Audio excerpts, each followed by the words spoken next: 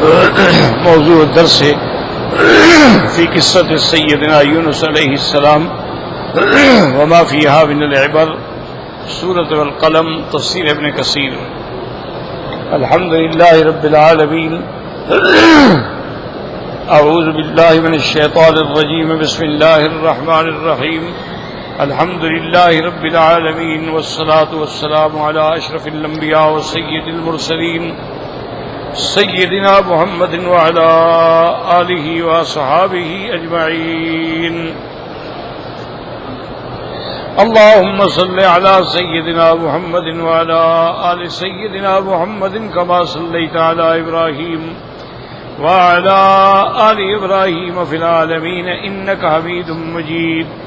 قال المؤلف والمحدث رحمه الله تعالى في كتابه الجامع: بسم الله الرحمن الرحيم، فاصبر لحكم ربك ولا تكن كصاحب الحوت إذ نادى وهو مكظوم لولا أن تداركه نعمة من ربه لنبذ بالأراء وهو مذموم فاجتباه ربه فجعله من الصالحين وإن يكاد الذين كفروا ليزلقونك بأبصارهم لما سمعوا الذكر ويقولون إنه لمجنون وما هو إلا ذكر للعالمين۔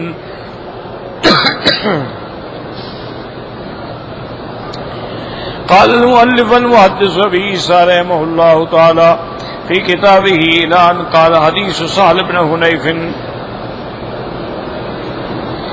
قال الإمام أحمد حدثنا حسين بن محمد قال حدثنا أبو أويس قال حدثنا الزهري عن أبي أمامة بن سهل بن حنيف أن أباه حدثه أن رسول الله اسمه خرج وصاروا معه نحو مكة حتى إذا كانوا بالشعب الخرار من الجحفة۔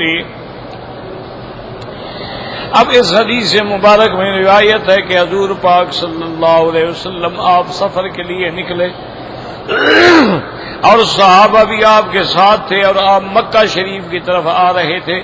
حتی اذا كانوا بالشعب الخرار من الجحفہ، جب آپ جحفہ کے قریب پہنچے۔ جحفہ جو ہے یہ بھی میقات ہے، جیسے مدینہ منورہ میقات ہے، اسی طرح جحفہ اور قرن المنازل یہ بھی میقات ہیں، اور جحفہ جو ہے یہ رابغ کے قریب ہے۔ اقتضى سالم بن حنيف وكان رجل ابيض حسن الجسم والجلد، حضرت سہل بن حنیف نے غسل کیا اور خوبصورت آدمی تھے، رنگ بھی آپ کا گورا تھا اور جسم اور جلد بھی آپ کی خوبصورت تھی۔ فنظر الیہ عامر بن ربیعہ اخو بنی عدی بن کعب وهو یغتسل، عامر ابن ربیعہ نے ان کو غسل کرتے ہوئے دیکھا۔ فقال ما رأيتك اليوم ولا جلد مخبأة فلبث سبعة يا رسول الله هل لك في سهل، اس نے کہا کہ میں نے آج تک ایسی خوبصورت چمڑا جو ہے نہیں دیکھا، چھپا ہوا ایسی جلد نہیں دیکھی۔ فلبث سال، بس گویا کہ سال گر گئے۔ اس کے بعد حضور کی خدمت میں اطلاع دی گئی حل لک فی سال واللہ ما یرفع راسہ ولا یفیق، انہوں نے کہا حضور پتہ نہیں سال کو کیا ہو گیا، وہ گر گیا ہے، نہ تو اس کو ہوش آ رہی ہے نہ بیچارہ سر اٹھا سکتا ہے۔ قال هل تتهمون فی من احد، تو آپ نے فرمایا کیا تم لوگ سمجھتے ہو کسی کے بارے میں شبہ ہے، کسی نے اس کو نظر لگائی ہے؟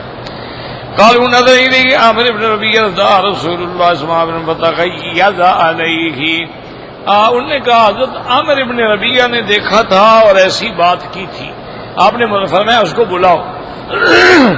جب ان کو بلایا گیا تو حضور اس پہ شدید ناراض ہوئے۔ فقال الا ما يقتل احدكم اخاه هلا اذا رايت ما يعجبك باركت، آپ نے فرمایا کیا تم اپنے بھائی کو قتل کرتے ہو؟ خبردار اگر کسی کو کوئی چیز اچھی لگی ہے فوراً کہہ دو بارک اللہ، ماشاء اللہ، تبارک اللہ، تو نظر نہیں لگے گی۔ تم نے کیوں اپنے بھائی کو قتل کیا ہے؟ ثم قال اغتسل له، اور فرمایا فوراً تم غسل کرو۔ فغسل وجهه ويديه ومرفقيه وركبتيه واطراف رجليه وداخلة ازاره في قدح، تو اس نے فوراً اپنے ہاتھ بھی، اپنا چہرہ بھی اور اپنے اندر کا بدن جو ہے وہ بھی سارا دھویا اور ایک برتن میں رکھا، ثم ذب ذلك الماء عليه وصبه رجل على رأسه وذاره من خلفه، ایک آدمی نے لے کر وہ پانی جو ہے اس کے اوپر اس کے سر پہ بھی ڈالا، اس کے پیچھے سے کھڑے ہو کر، ثم يكفأ القدح وراءه، اس کے بعد پھر وہ برتن پھینکا، ففعل ذلك فراس مع الناس ليس به باس، تو فوراً حضرت سال جو تھے وہ ٹھیک ہو گئے، گویا کہ ان کو کبھی تکلیف ہی نہیں ہوئی تھی۔ تو لہذا یہ حضور پاک نے خود علاج فرمایا کہ اگر آدمی کو پتہ ہے کہ مجھے اس کی نظر لگی ہے تو اس کا علاج یہ ہے کہ اس سے کہیں کہ فوراً وضو کرے یا غسل کرے اور وہ پانی لے کے اس کے پیچھے کھڑے ہو کے اس کے اوپر ڈال دے، تو آدمی فوراً ٹھیک ہو جائے گا۔ اگر پتہ نہ ہو تو پھر آیت الکرسی ہے، معوذتین ہیں، اور سورۃ القلم کی یہ آخری آیت ہے، یہ پڑھ کے دم کرتے رہیں، اللہ پاک شفا دے۔ حدیث عامر بن ربیعہ قال الامام احمد فی مسنده حدثنا وکیع قال حدثنا ابی قال حدثنا عبداللہ بن عیسیٰ بن امیۃ بن ہند بن سعد بن عبداللہ بن عامر قال انطلق عامر بن ربیعہ وسعد بن حنیف یریدان الغسل قال فانطلقا يلتمسان الخمر قال فقد عامر جبة كانت عليه من صوف فنظرت إليه وسبته يعني فنزل الماء يغتسل قال فسمعت له بالماء فركعة فأتيت وناديت ثلاثا فلم يجبني فأتيت النبي صلى الله عليه وسلم قال وجاء يمشي فغاد الماء فكأني يمضي إلى بياض ساقيه قال فضرب صدره بيده ثم قال اللهم اسمن وحرها وبردها وبصبها قال فقام وغزر أحدكم من نخيه ومن نفسه ومن باله ما يجب ويبرك فإن الليل حق۔ اس روایت میں یہ آتا ہے کہ وہ دونوں جو تھے عامر ابن ربیعہ اور سعد ابن حنیف دونوں غسل کے لیے گئے۔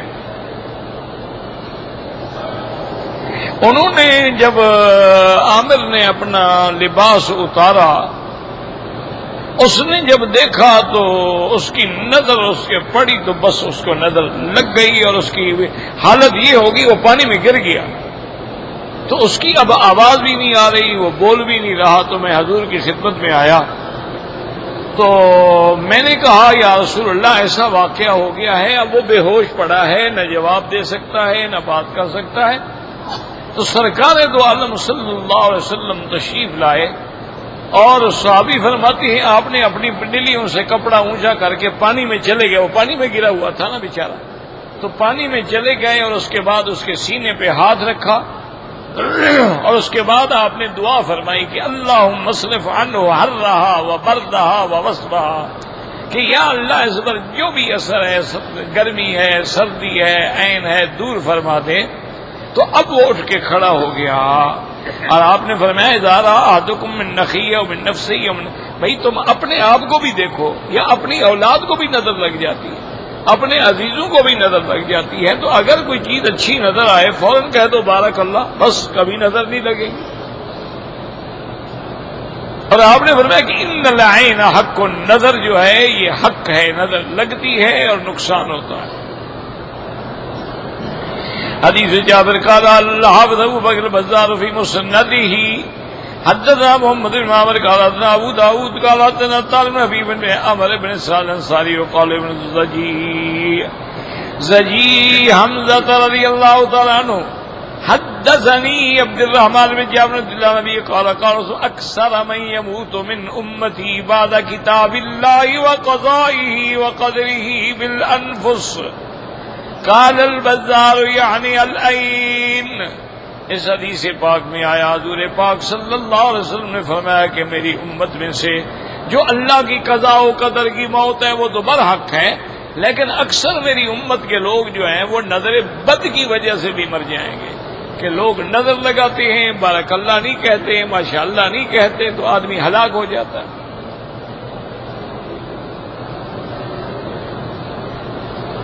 قال لا نعلم رياض سبيل الله بهذا الصادق والبركة من جناح جابر قال حافظ ابو عبد الرحمن محمد بن الحروي المعروف بالشكر في كتاب العجائب وهو مشتمل على فوائد جليلة وغريبة۔ حدثنا رمادي قال حدثنا يعقوب بن محمد قال حدثنا علي بن ابي علي الهاشمي قال حدثنا محمد بن قدر جابر بن الله النسم قال العين حق لتورد الرجل القبر والجمل القدر وَإِنَّ أَكْثَرَ هَلَاكَ أُمَّتِي فِي الْعَيْنِ. حضور پاک نے فرمایا کہ نظر جو ہے یہ حق ہے، یہ بندے کو قبر میں پہنچا دیتی ہے اور اونٹ کو دیگچی میں پہنچا دیتی ہے. نظر سے آدمی مر جاتے ہیں، جانور مر جاتے ہیں، اور میری امت کے اکثر لوگ جو ہیں وہ نظر سے مرتے ہیں. ثم رواه ابن شهاب بن ايوب بن معاذ شام سفيان بن جابر قال قال رسول الله صلى الله عليه وسلم قد تدخل الرجل اللين في القبر وتدخل الجمل القدر. فهذا اسناد جاري كلهم ثقات مخرجوه.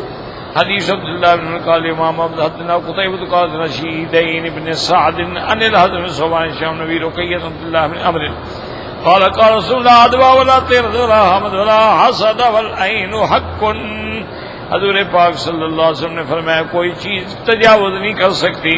کوئی کسی کی جو تیرا کا معنی ہے جو لوگ جاہلیت میں پکڑتے تھے کوا اڑ گیا فلاں اڑ گیا، ویسے ان چیزوں میں کچھ بھی نہیں ہوتا ہے اور کوئی حسد سے نقصان. لیکن عین جو ہے وہ حق ہے، نظر جو ہے وہ حق ہے. حدیث علی رضی اللہ عنہ کے طریقے خیر سمت بن سلیمان الحافظ قال حدثنا عبید محمد الکشمیری قال حدثنا عبداللہ بن البصری نبی رجال شعبۃ نبی اسحاق الحاضر رضی اللہ تعالی عنہ ان جبریل اتى النبي صلى الله عليه وسلم ووافقه مغتما. حضرت جبریل آئے حضور کی خدمت میں، دیکھا کہ حضور اداس بیٹھے. فقال یا محمد صلی اللہ علیہ وسلم ما هذا الغم الذي اراه في وجهك. جبریل علیہ السلام نے پوچھا کہ حضور خیریت ہے، آپ کیوں غمگین بیٹھے ہیں؟ قال الحسن والحسین اصابتهما عین. آپ نے فرمایا حضرت حسن اور حضرت حسین کو نظر لگ گئی ہے، وہ پریشان ہیں، بیمار ہیں، اس لیے اداس. قال صدق بالعین فإن العین حق افلا عوضتهما بهؤلاء الکلمات. جبریل نے کہا یا رسول اللہ عین تو حق ہے، لیکن آپ نے ان پر یہ کلمات پڑھ کے ان کو دم نہیں فرمایا. قال وما هن یا جبریل. حضور نے فرمایا جبریل وہ کون سے کلمات ہیں جو پڑھے جائیں؟ قال قل اللہم ذا السلطان العظیم والمن القدیم ذا الوجہ الکریم ولی الکلمات التامات والدعوات المستجابات آف الحسن والحسین من انفس الجن واعین الانس. فقالها النبی صلی اللہ علیہ وسلم. انہوں نے کہا حضور آپ یہ دعا پڑھ کے دم کریں. حضور پاک نے یہ دعا پڑھ کے دم کی. دم کرنے کی دیر تھی. وقاما یلعبان بین یدیہ. کھڑے ہو گئے، ماشاءاللہ بچے ٹھیک ہو گئے اور حضور کے آگے کھیل رہے تھے. فقال النبی صلی اللہ علیہ وسلم اعوذوا انفسکم ونساءکم واولادکم بہذا التعویذ فَإِنَّهُ لَمْ يَتَعَوَّذَ الْمُتَعَوِّذُونَ بِمِثْلِهِ. حضور نے فرمایا اپنے گھر والوں پر، اپنے اولاد پہ، اپنے بچوں پہ یہ جو ہے پڑھا کرو، دم کیا کرو. اللہم ذا السلطان العظیم والمن القدیم ذا الوجہ الکریم ولی الکلمات التامات والدعوات المستجابات آفنا. تو یہ پڑھ کے حضور نے فرمایا کہ ایسی یعنی کلام جو ہے اس مسئلے میں اور کوئی ہے ہی نہیں ہے. یعنی جب پڑھو گے تو اللہ پاک نظر سے فوراً ٹھیک کر دیں گے. اس کے بعد قال خطیب الوقت تفرد بروایتی ورجاء محمد بن عبداللہ ان من اہل تستر ذکر رساق فی طلعت بن حسین من تاریخہ وقول تعالی ویقولون انه لمجنون أي يذرونه بأعينهم ويوزونه بألسنتهم ويقولون إنه لمجنون أي لمجيئه بالقرآن. اللہ پاک نے فرمایا کافر جو ہیں حضور کو اپنی آنکھوں سے بھی تکلیف دیتے ہیں اور اپنی زبانوں سے بھی تکلیف دیتے ہیں اور میرے بدری کے بارے میں کہتے ہیں نعوذ باللہ یہ دیوانہ ہے. قال اللہ تعالی وما هو الا ذکر للعالمین. اللہ کا قرآن جو ہے وہ ساری مخلوق کے لیے نصیحت ہے، ہدایت ہے. تو اب الحمدللہ یہ آیات جو ہیں اور اس پر مفسر رحمت اللہ علیہ نے جو حدیثیں ہیں وہ ہم نے پڑھ لی. اب اس آیت کو سمجھیں کہ اللہ تبارک و تعالی نے قرآن پاک میں ارشاد فرمایا فاصبر لحکم ربک، میرا مدنی آپ اپنے رب کے حکم پہ جمے رہیں، وَلَا تَكُنْ كَصَاحِبِ الْحُوتِ، آپ اس مچھلی والے کی طرح نہ ہو جائیں، اِذْ نَادَىٰ وَهُوَ مَكْظُومٌ، جب اس نے پکارا اور وہ غصے میں بھرا ہوا تھا۔ یاد رکھو کہ لفظ مکظوم جو ہے اس کے دو معنی، ایک معنی تو ہوتا ہے قدم کا کہ غصے میں بھر کے غصے کو کوئی دبا کے بیٹھ جائے، اس کو کہتے ہیں قدم۔ اللہ نے مومنین کی صفات میں یہ ذکر فرمایا والکاظمین الغیظ والعافین عن الناس، ایمان والے جو ہیں وہ اپنے غصے کو پی جاتے ہیں۔ حضرت سیدنا حسن رضی اللہ تعالی عنہ کا واقعہ ہے کہ حضرت حسن ابن علی مہمانوں کے ساتھ بیٹھے ہوئے تھے اور آپ کی باندی جو ہے وہ کھانا رکھ رہی تھی۔ خدا کی شان ہے، اس کے ہاتھ میں بڑا پیالہ تھا جو شوربے کا بھرا ہوا تھا، اس بیچاری کے پاؤں کو ٹھوکر لگی اور پورے کا پورا حضرت حسن پہ گر گیا۔ اب گرم شوربہ، کپڑے بھی تباہ ہو گئے، مہمان بھی بیٹھے ہوئے ہیں، بدن پہ بھی اثر ہوا، تو آپ نے غصے سے دیکھا باندی کی طرف کہ یہ تم نے کیا کیا؟ اس نے فوراً قرآن کی آیت پڑھی والکاظمین الغیظ، کہ مومن کی تو شان یہ ہے کہ وہ غصہ پی جاتے ہیں۔ تو حضرت حسن نے فوراً فرمایا قسم، تو میں نے بھی غصہ ختم پی لیا۔ اس نے کہا حضرت آگے بھی اللہ نے فرمایا والعافین عن الناس، مومن وہ ہے جو غصہ بھی پی جائے اور لوگوں کی غلطی کو معاف بھی کر دے۔ آپ نے فرمایا قد عفوت ہو کے جاؤ، میں نے تمہاری غلطی بھی معاف کی۔ اس نے کہا حضور آپ نے آگے بھی پڑھا ہے واللہ یحب المحسنین، اور اللہ نیکی کرنے والوں کو پسند فرماتی ہیں۔ فرمایا جاؤ میں نے تمہیں آزاد بھی کر دیا۔ تو وہ باندیاں بھی تو پھر حضرت حسن کی باندی تھی نا، تمہاری ہماری نوکرانیاں تھوڑی تھی جو پیغام دیتی رہتی ہیں، بس گھر والوں کو برباد کرتی رہتی ہیں، کسے کہانی سناتی رہتی ہیں۔ وہ تو حضرت حسن کی صحبت تھی کہ کوئی بات ہوئی تو فوراً قرآن پڑھتی۔ پہلے زمانے میں عورتوں کو بھی اللہ کے قرآن سے عشق تھا۔ بہت بڑے ولی گزرے ہیں، حضرت مالک رحمت اللہ علیہ، وہ فرماتے ہیں کہ میں حج پہ آ رہا تھا، میں نے اس زمانے میں قافلے چلتے تھے اونٹوں پہ، کوئی ہوائی جہاز تو ہوتے نہیں تھے، مہینوں لگ جاتے تھے بندے کو مکے مدینے پہنچنے کے لیے۔ فرماتی ہیں کہ میں نے دیکھا کہ ایک عورت ہے درخت کے نیچے برقعے میں بیٹھی ہے، اکیلے بیٹھی ہوئی ہے۔ میں بڑا حیران ہو گیا کہ یہ اکیلی عورت ہے۔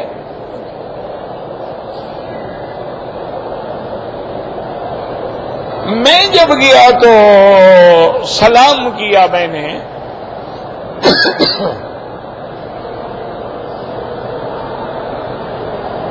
اس نے فوراً مجھے سلام کے جواب نہیں بلکہ کہا سلام علیکم بما صبرتم، قرآن کی آیت پڑھی۔ میں نے پوچھا بی بی کہاں جا رہی ہے؟ انہوں نے کہا للہ علی الناس حج البیت، اشارہ کیا میں حج پہ جا رہی ہوں۔ میں نے کہا بی بی تمہارا نام کیا؟ وَاذْكُرْ فِي الْكِتَابِ مریم،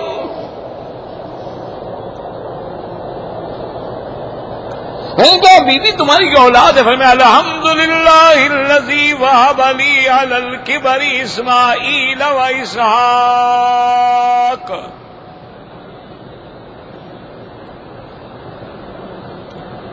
تو میں نے کہا بی بی آپ کے پاس نہ سواری ہے نہ حج کے سامان ہے، آپ کیسے؟ فرمایا وَتَزَوَّدُوا فَإِنَّ خَيْرَ الزَّادِ التَّقْوَىٰ۔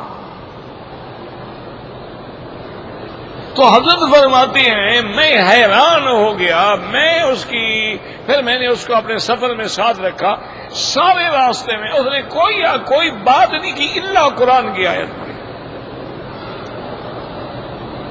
اتنا قرآن پہ عبور تھا۔ تو بہرحال میرے کہنے کا مقصد یہ تھا کہ بات سمجھیں کہ قدم کا معنی ہے غصے کو پی جانا۔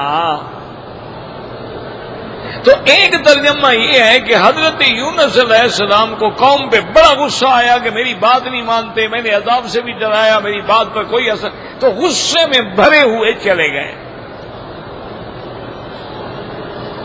اور ایک معنی علماء نے یہ بھی کیا ہے کہ مکظوم کا معنی ہوتا ہے مغموم، یعنی آپ غمگین ہو گئے۔ اچھا، اللہ تبارک و تعالیٰ نے یہاں اختصار فرمایا ہے۔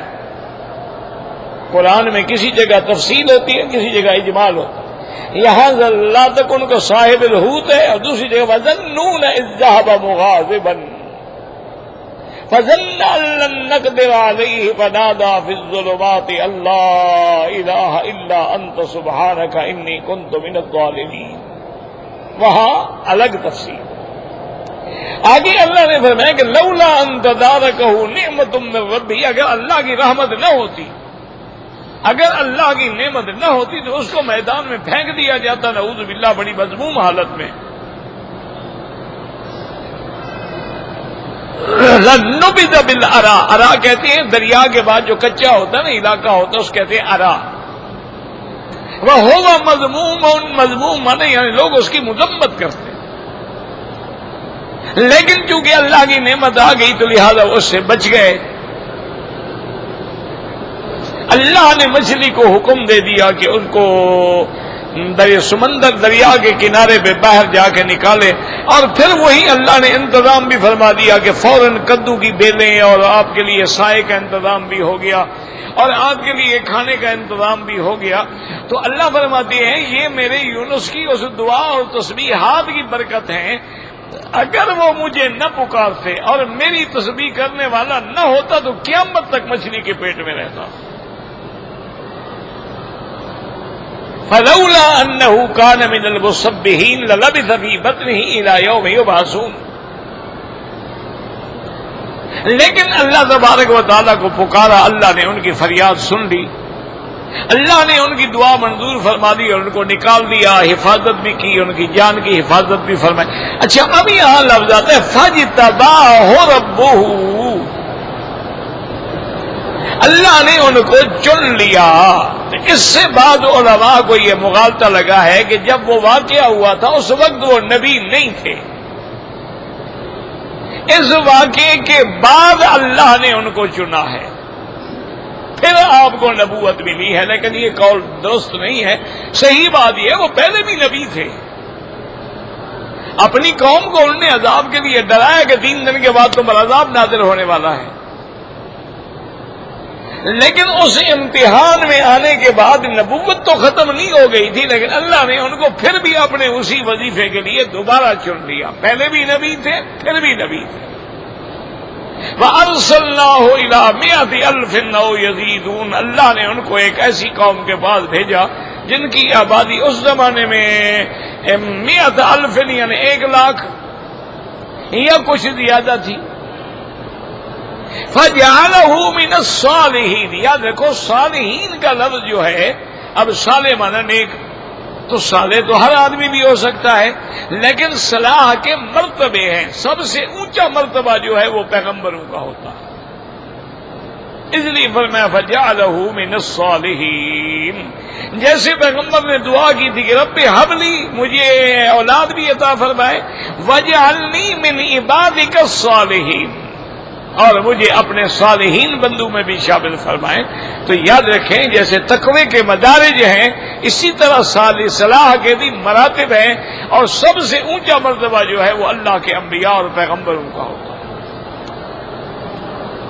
اور اس کے بعد اللہ نے فرمایا وَإِن يَكَادُ الَّذِينَ كَفَرُوا، اگر یہ جو کافر ہیں قریب تھا، لَيُزْلِقُونَكَ، زلق یاد رکھو، زلق کہتے ہیں پھسل جانا، یہ آپ کو پھسلانا چاہتے ہیں کہ آپ اپنی دین کی دعوت پہ، توحید کی دعوت پہ قائم نہ رہیں، یہ آپ کو گھور گھور کے دیکھتے ہیں، یعنی آپ کو نظروں میں ڈرانا چاہتے ہیں، آپ کو گرانا چاہتے ہیں، آپ کو پھسلنا چاہتے ہیں۔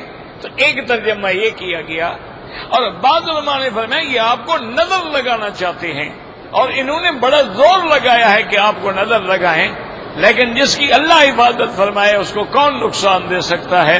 اچھا یہ کیوں ایسا کرتے ہیں؟ لما سمعوا الذکر، جب قرآن سنتے ہیں تو کہتے ہیں نعوذ باللہ یہ دیوانہ ہے۔ اب بات سمجھیں، قرآن سمجھنے کی کوشش کریں، جو قرآن پڑھ رہا ہو وہ دیوانہ کیسے ہے؟ جو دیوانہ ہو وہ قرآن پڑھتے ہیں، وہ تو گالیاں دیتے ہیں۔ دیوانے جو ہوتے ہیں وہ تو لوگوں کو پتھر مارتے ہیں، دیوانے جو ہوتے ہیں وہ تو غلط باتیں کرتے ہیں۔ وہ تو قرآن پڑھ رہا ہے، اور دیوانہ جو دیوانہ ہوگا، مجنون ہوگا، وہ قرآن پڑھے گا۔ تو حضور کو کافر مجنون کیوں کہتے تھے؟ یاد رکھو، ان کا معنی یہ نہیں تھا کہ جیسے عام دیوانے ہیں حضور بھی دیوانے ہیں، یہ معنی نہیں تھا ان کا۔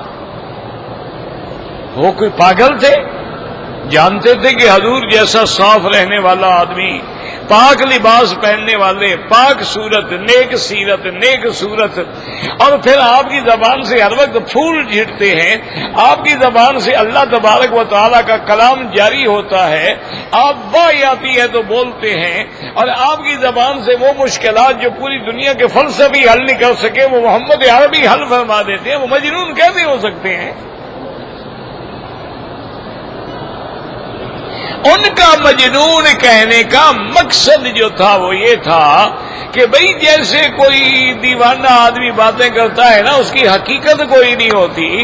اللہ کے نبی بھی ایسی باتیں کرتے ہیں کہ مکہ فتح ہو جائے گا، ساری دنیا پہ میرے دین کا پرچم لہرا جائے گا، مشرق مغرب کسرا کیسر سارے ختم ہو جائے، تو یہ دیوانوں والی باتیں ہیں نا، ورنہ ایسے کیسے ہو سکتا ہے کہ اللہ کے نبی جن کے ساتھ اس وقت جو ہے 30-40 آدمی ہیں اسلام لانے والے، ساری دنیا کو کیسے فتح کر لیں گے؟ بھائی یہ دیوانوں کی بڑھ ہے، اس لیے وہ کہتے تھے مجنون، ورنہ یہ تھوڑا ہے کہ حضور مجنون تھے نعوذ باللہ، اللہ کا پیغام۔ لیکن جب قرآن خبر دیتا ہے کہ الف لام میم غلبت الروم، جب قرآن خبر دیتے ہیں والذی ارسل رسولہ بالہدی ودین الحق لیظہرہ علی الدین کلہ وکفی باللہ شہیدا یا ایھا الناس انی رسول اللہ الیکم جمیعا، جب یہ باتیں وہ کہتی ہیں تو دیوانوں والی بات ہے، اس لیے وہ کہتے تھے۔ اللہ نے فرمایا بدبختو، میرا مدنی دیوانہ نہیں، وہ فرزانہ ہے، وہ میرا قرآن پڑھ رہا ہے، اور قرآن تو دیوانوں کو بھی ہدایت دینے کے لیے میں نے بھیجا ہے، تم کیا کہہ رہے ہو؟ اس لیے فرمایا وَيَقُولُونَ إِنَّهُ لَمَجْنُونٌ وَمَا هُوَ إِلَّا ذِكْرٌ لِّلْعَالَمِينَ۔ ذکر مانا نصیحت، اور عالمین سے مراد انسان اور جن ہے، اور بعض علماء فرماتے ہیں اللہ کا قرآن جو ہے وہ ہدایت ہے، اللہ کا قرآن ساری مخلوق کے لیے ہدایت ہے، رہنمائی ہے، تو جو ساری دنیا کو ہدایت دینے آیا ہے وہ دیوانہ کیسے ہو سکتا ہے؟ تو اس لیے اللہ نے ان آیات میں حضور کی رسالت بھی ہے، نبوت بھی ہے، اور حضور کو صبر کی تعلیم بھی ہے کہ جو مسائل صبر سے حل ہو سکتے ہیں وہ مسائل جو ہے غصے سے حل نہیں کیے جا سکتے۔ اللہ ہمیں بھی سمجھنے کی توفیق عطا فرمائے۔ الحمدللہ سورۃ القلم جو ہے ہم نے پڑھ لی ہے، اور اس کے ساتھ جو ہے تفسیر انشاءاللہ زندگی باقی تو پھر سورۃ الحاقہ ہوگی انشاءاللہ۔ واللہ اعلم۔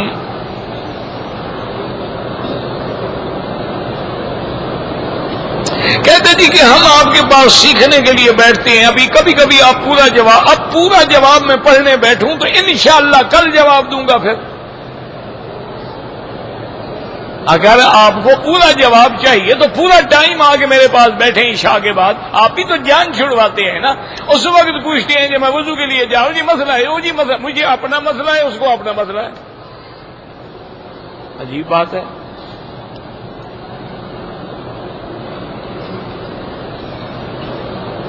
ایک آدمی نے مدینہ منورہ سے احرام باندھا, بند جوتا پہن لیا, 5 منٹ کے بعد اتار دیا, کوئی بات نہیں, کچھ بھی نہیں ہوا. ایک آدمی نے مدینہ منورہ سے احرام باندھا لیکن اس کو سوئی لگائی, کچھ نہیں ہوتا, لیکن نہیں لگانا چاہیے, وہ سلائی کے حکم میں آ جاتا ہے.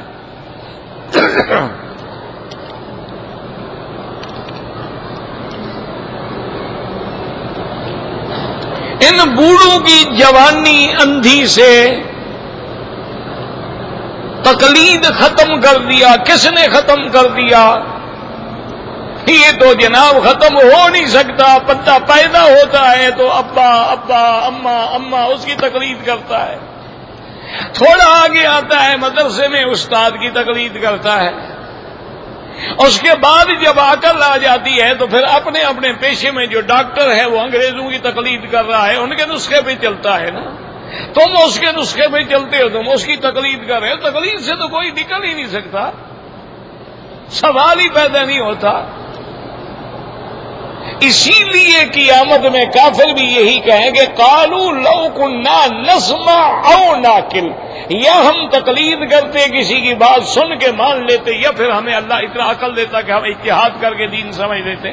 تو میں نے عرض کیا تھا کہ دنیا میں 2 باتیں ہیں, یا مجتہد ہوگا یا مقلد ہوگا, تیسری قسم دنیا میں ہو نہیں سکتی, حل ہی کوئی نہیں ہے. اب دیکھیں کہ یہاں الحمدللہ اسلامی حکومت ہے, نظام اسلام ہے, قرآن ہے, حدیث ہے, ہر محکمے میں اللہ کا شکر ہے, قاضی ہے, علماء ہے, وزارت عدل ہے, امر بالمعروف ہے, نہی عن المنکر ہے, دارالافتاء ہے, اغاثہ ہے, شؤون یعنی تمام دوائر موجود ہیں. لیکن اللہ کی رحمت سے انہوں نے بھی باقاعدہ رابطہ عالم اسلامی کے اجلاس میں, جبکہ 80 ملکوں کے علماء موجود تھے, یہ لکھا ہے باقاعدہ کہ ہم بھی ان 4 ائمہ سے باہر نہیں نکلتے ہیں. 4 ائمہ حق ہیں, ہم کوئی 5واں مذہب نہیں جانتے.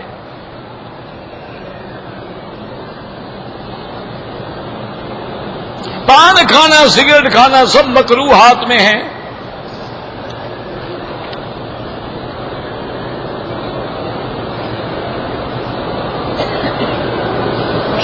میں ریاض سے آیا تھا, احرام بھی نہیں تھا, پیسے بھی نہیں تھے, آیا میں مزدوری کے لیے تھا, کوئی دم نہیں آپ پہ. اگر مکے میں رہتے ہوئے کفیل نے جتنے بلایا ہے کوئی احرام ضروری نہیں ہے. اگر طائف گئے ہیں کاروبار کے لیے, نوکری کے لیے, ڈپٹی کے لیے, تو واپسی پہ کوئی دم نہیں ہے. لیکن اگر سیر کرنے گئے یا زیارت, واپسی پہ لازم احرام باندھے میقات ہے, ورنہ دم دینی پڑے گی.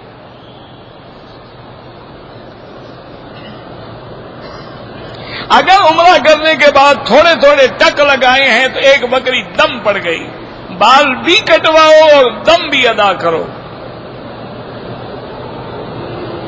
مجھے 5-10 سال سے میں بیمار ہوں, پریشان ہوں.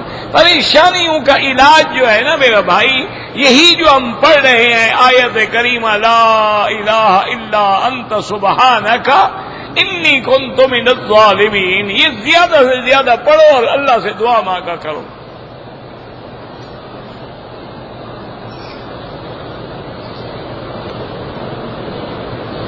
ایک آدمی نے ماشاءاللہ ایک حج کیا, عمرے بھی 4 کیے, لیکن ہمیشہ مروہ سے دوڑتا رہا, ماشاءاللہ دم پڑ گئی. یعنی حج کرتا رہا, 4 عمرے کرتا رہا. اتنا بڑا جاہل ہے کہ مسئلہ نہیں پوچھا, آج پوچھنے آیا ہے. اس کا کوئی علاج ہے دنیا میں؟ اللہ کے بندے, حج بھی تم نے کر لیا, 4 عمرے بھی تم نے کر لیے, صفا دوڑنے جا رہے, تمہیں شرم نہیں آتی کہ کسی سے پوچھ لو؟ کیا ہے, ضرورت ہی نہیں, ایک تماشا بنائے رکھا. آپ پر جناب دم پڑ گئی, توبہ بھی کریں, دم بھی ادا کریں. حج والی الگ, عمرے والی الگ, 2 بکریاں. پھر مجاوے تمہیں کبھی بھولے؟ جب 2 بکریاں خریدو گے نا 800 ریال کی, اور 25 سے ضرب دو گے پھر قیامت تک مسئلہ نہیں بھولے گا. لوگوں کو بھی بتاؤ گے یار ادھر سے شروع کر رہے ہیں ادھر سے نہ کر دینا.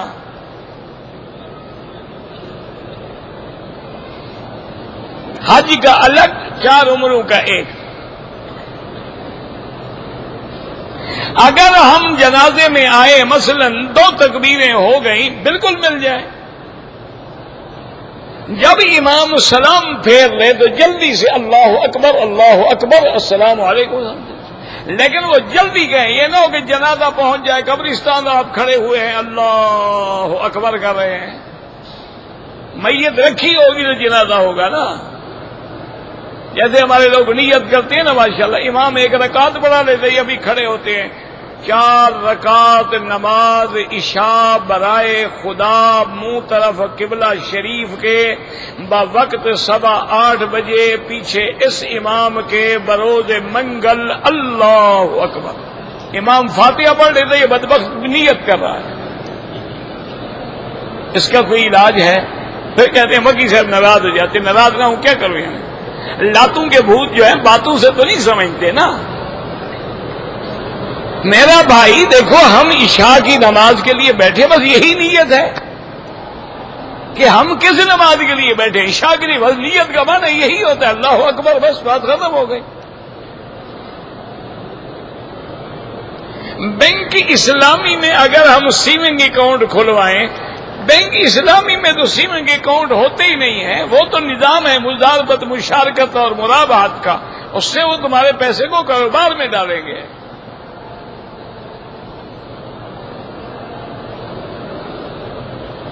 اگر زکوٰۃ میں لوگ بتا دیتے ہیں کوئی حرج نہیں. بلکہ بعض علماء نے لکھا ہے کہ زکوٰۃ ظاہر کر کے دی جائے تاکہ دوسرے کو بھی جذبہ پیدا ہو. عام صدقہ جو ہے وہ چھپا کے دیا جائے. زکوٰۃ تو فرض ہے ہم نے دینا ہی دینا ہے نا. اس میں کون سی ریا ہوگی؟ جنازہ پڑھتے وقت سلام اگر ایک طرف پھیریں گے نماز ہو جائے گی. اگر 2 طرف پھیریں گے وہ بھی سنت ہے حدیث میں ہے. یہ کوئی ایسے مسئلے نہیں ہیں لڑنے والے. امام احمد ابن حنبل فرماتے ہیں کہ ایک حدیث میں ایک سلام بھی ہے اور ایک حدیث مبارک میں 2 سلام بھی ہے.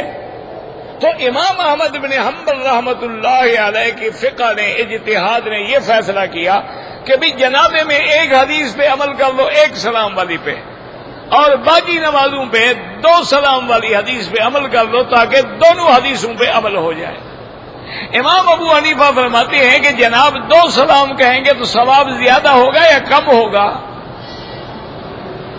جتنے کلمات بڑھتے جائیں گے سلام ثواب زیادہ ہوگا. تو ہم زیادہ کو چھوڑ کے 1 پہ کیوں رہیں؟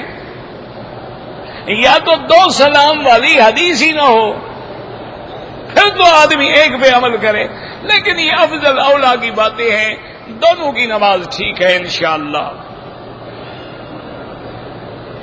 آدھے سر کے لیے 41 دفعہ بسم اللہ الرحمن الرحیم بسم اللہ الرحمن الرحیم پڑھیں.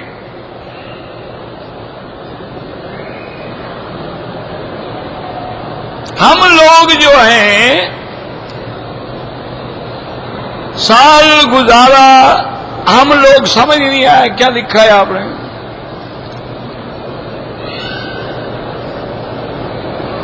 اگر بیوی کا شوہر مر جائے اور اس کی بیوی نے شوہر کی وفات کے بعد دوسری شادی کر لی تو قیامت میں وہ کسی شوہر کو ملے گی جس کے نکاح میں مرے گی. سیدھی بات ہے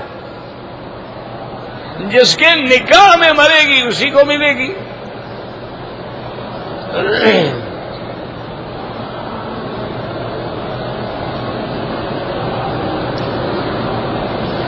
ہمارے لوگ پاکستان میں مدرسوں سے طالب لے کے ختم کرواتے ہیں وہ بدعت ہے.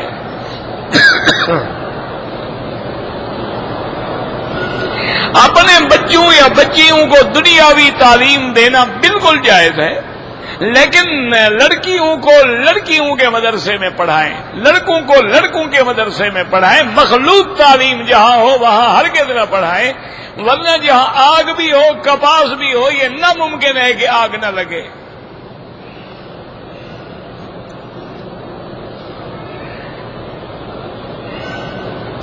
بہرحال بینک میں نوکری کرنا تو کوئی حرام نہیں ہے، لیکن اگر ابھی آپ کرنا چاہتے ہیں تو نہ کریں، کر رہے ہیں تو دوسری تلاش کریں، جب مل جائے اس کو چھوڑ دیں۔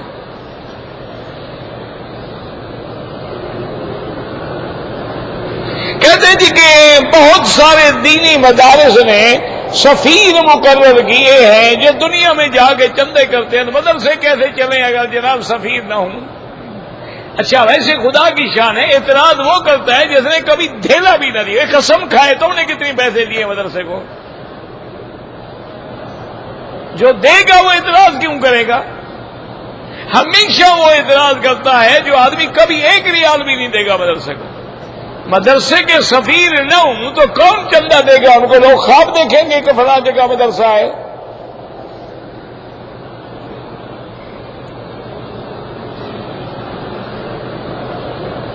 شیعہ کے ساتھ قربانی میں شریک ہوں؟ بالکل نہ ہوں۔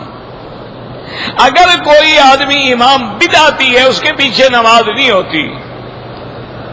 مودودی صاحب نے بعض مسائل میں غلطیاں کی ہیں، اللہ ان کی مغفرت فرمائے، وہ فوت ہو گئے، بس اب بحث کرنے کی کیا ضرورت ہے؟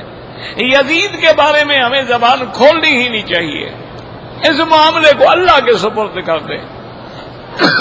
جب اللہ نے ہمیں اس وقت سے بچایا ہے، اب بلا وجہ ہم فتوے دے کر اپنے آپ کو گناہ گار کیوں کریں؟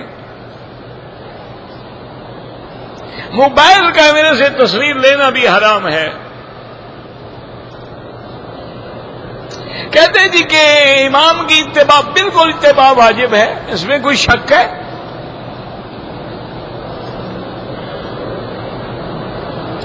صفا مروہ دوڑتے ہوئے کندھا نکالنا نہیں چاہیے، وہ صرف طواف میں ہوتا ہے۔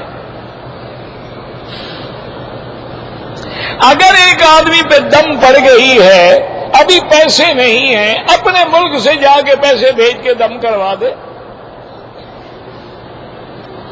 یا بالکل غریب ہے روزے رکھ لے۔ نظر لگنے سے نقصان ہوتا ہے، نظر لگنے سے فائدہ بھی ہوتا ہے۔ فائدہ تو ہوتا ہے اللہ والے کی نظر پڑے تو، تمہاری نظر پڑے تو انشاءاللہ پہلا بھی سب کچھ برباد۔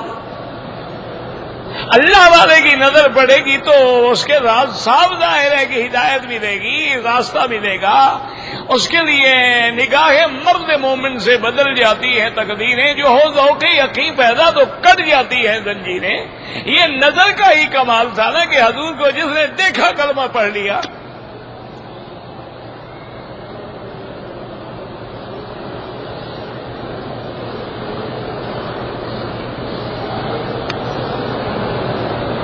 ایک معلمہ ہے، وہ کہتی حدیث خود پڑھنی چاہیے۔ ماشاءاللہ جی، جب وہ خود پڑھے گی تو انشاءاللہ مسئلے بھی ایسے بیان کرے گی جو آپ سن کے آئے ہیں۔ یاد رکھو اللہ کے بندے، ایک کوئی دنیا کا کام، بزرگوں نے مثال دی ہے کہ مربع جو ہے مربی کے بغیر کبھی نہیں بنتا۔ کوئی آپ کو کہہ دے جی کہ مربع جو ہے بس ایسے بنا لینا، وہ نہیں بنتا جب تک بنانے والا نہ ہو۔ اسی طرح قرآن اور حدیث جو ہے اگر خود سمجھنی ہو تو صحابہ نہیں سمجھ سکے، تم کون ہو سمجھنے والے؟ ان کو بھی حضور کے پاس جا کے سمجھنا پڑا۔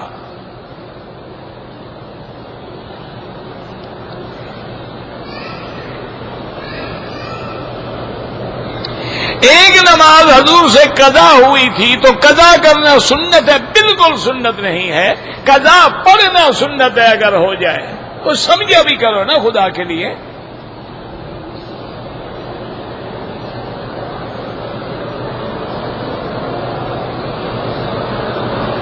کہتے جی کہ حضور پاک نے مدینے عرفات کے میدان میں 1,24,000 صحابہ تھے، حضور نے تو 2 رکعت نماز پڑھائی تھی۔ بالکل جناب، حضور مدینے سے آئے تھے، آپ مدینے سے آئے، آپ بھی 2 رکعت پڑھیں، ہمیں تو کوئی اعتراض نہیں، ہمیں تو کوئی اعتراض، حضور تو مسافر تھے، ہمیں تو کوئی۔ آپ دلیل دیتے ہیں، یہ دلیل دیں کہ مکے سے رہنے والا فلاں آدمی کیا اور اس نے 2 رکعت پڑھی، تمہارے دعوے کی دلیل یہ دو، یہ نہیں کہ حضور نے 2 رکعت پڑھی. حضور پاک نے 2 رکعت پڑھی. آپ تو آئے مدینہ منورہ سے، 4 ذی الحجہ کو مکے میں پہنچے اور 8 کو آپ تشریف لے گئے مینا، 9 کو آپ عرفات میں تھے. آپ تو مسافر تھے. اور فتح مکہ کے موقع پر آپ کہہ چکے تھے کہ انا قوم سفر اتموا صلاتکم یا اہل مکہ، مکے والا تم اپنی نماز پوری کر لو، ہم مسافر ہیں. تمہاری دلیل حضرت تب بنے گی کہ مجھے آپ تلاش کر کے دے دیں کہ جناب یہ صحابی یہ صحابی یہ صحابی یہ صحابی مکے میں رہتے تھے، مکے سے حج کرنے گئے اور نماز 2 رکعت پڑھی. ہم نے تو کبھی آپ پہ اعتراض نہیں کیا، لیکن آپ اعتراض کرتے ہیں تو پھر دلیل لے آئیں. ہم تو کہتے ہیں جو 2 پڑھتے ہیں اللہ قبول فرمائے، جو 4 پڑھتے ہیں اللہ قبول فرمائے، کوئی جھگڑا نہیں.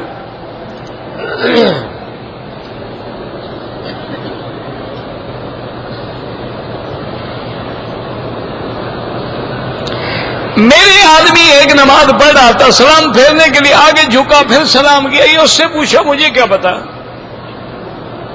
مقتدی کا سلام کس کے لیے، امام کا؟ سب کا سلام جو اللہ کے حکم کے مطابق ہے، جو اس جانب ہے، ملائکہ ہیں، فرشتے ہیں، مومن ہیں، سب پہ ہے.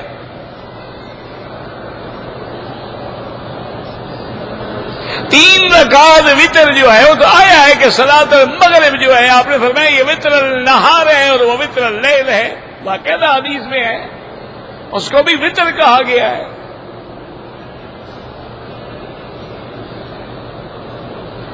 پیشاب کے قطرے نہ رکیں تو ہر نماز کے لیے نیا وضو کریں. انسان کی زندگی میں مذہب کی ضرورت کیوں ہے؟ جیسے آپ کو کھانے کی ضرورت کیوں ہے؟ کھانے کے بغیر جان نہیں رہے گی، مذہب کے بغیر ایمان نہیں رہے گا.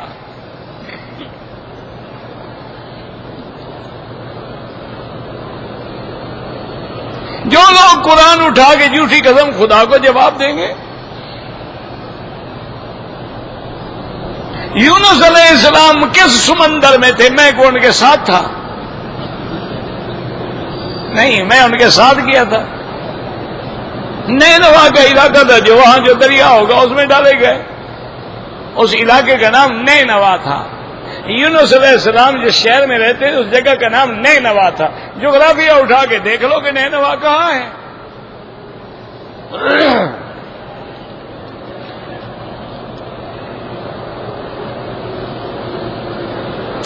میں نے دبئی کے ایئرپورٹ سے احرام باندھا، اندر والی بنیان نہیں اتاری، آدھے گھنٹے کے بعد اتار دی، کوئی حرج نہیں.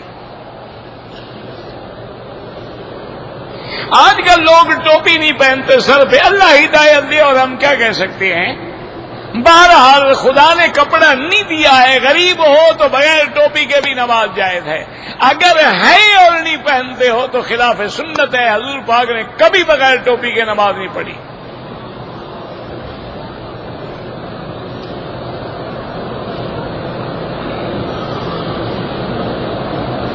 عدالت نے بیٹا دے دیا ہے، ماں نے شادی دوبارہ کر لی ہے تو بیٹا آپ کا ہے، آپ کی مرضی، آپ نہ لینا چاہے آپ کی مرضی ہے، ورنہ بیٹا باپ کا ہے.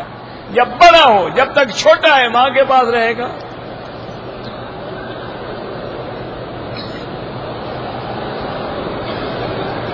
مسجد عائشہ میں کوئی لبیک نہ پڑھے، 2 رکعت پڑھ کے تو کیا کہنے گیا تھا؟ لبیک تو نہیں کہا، کہا کیا یہ بھی تو بتائے. گالیاں دیتا رہا، کیا کہا؟ کچھ پڑھا بھی کہ نہیں پڑھا؟ کچھ وضاحت کرو نا. کہتے تھے کہ تبلیغی جماعت کے ساتھی کہتے ہیں کہ ہماری جماعت ایسی ہے، اہل حدیث کہتے ہیں ہماری جماعت ایسی ہے. دونوں کے ساتھ وقت لگا کے دیکھ لو، تجربہ کر لو. ادھر بھی کچھ دن لگا لو، ادھر بھی کچھ دن لگا لو، اندازہ ہو جائے گا.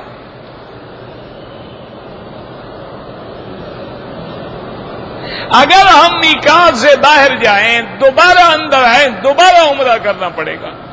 میقات سے بغیر احرام کے نہیں گزرنا چاہیے، الا کوئی عذر ہے، مجبوری ہے، ڈرائیور ہے، روزانہ طائف جاتا ہے آتا ہے، اب روز تو عمرہ نہیں کر سکتا نا، ورنہ ہر حال میں احرام باندھنا ہوگا.